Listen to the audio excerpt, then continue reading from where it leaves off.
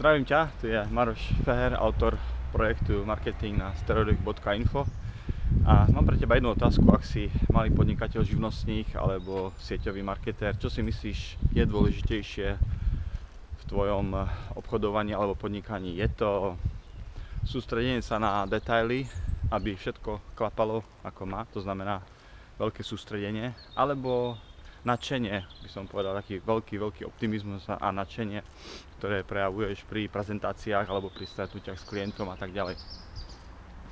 Alebo ešte jedna možnosť je tu počúvanie klienta, to znamená sústredenie sa na to, čo ti klient hovorí a v podstate viac sa sústrediť na to, čo hovorí, ako čo ty mu hovoríš alebo prezentuješ.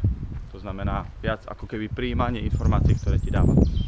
Správna odpoveď je, že všetky tri. Samozrejme, všetko z toho je dôležité na to, aby si bol úspešný, aby si uzavieral viac obchodov, aby si sponzoroval viac ľudí a tak ďalej a tak ďalej. Ale v podstate je jedna veľmi dôležitá vec, na ktorú netreba zabudnúť, pretože ak túto vec nemáš, tak žiadna z týchto troch vecí nie je potom ani až tak dôležitá, a to je konať. To znamená ísť do terénu alebo sadnúť si za počítač, sadnúť si za video a snažiť sa produkovať čo najviac marketingových aktivít, teda vykonávať marketingových aktivít, to znamená stretávať sa s klientami, samozrejme priťahovať ľudí k sebe, ktorí majú záujem o tvoj biznis alebo produkt alebo službu. Ako to robiť, o tom budem rozprávať aj v ďalších videách, takže máš sa na čo tešiť.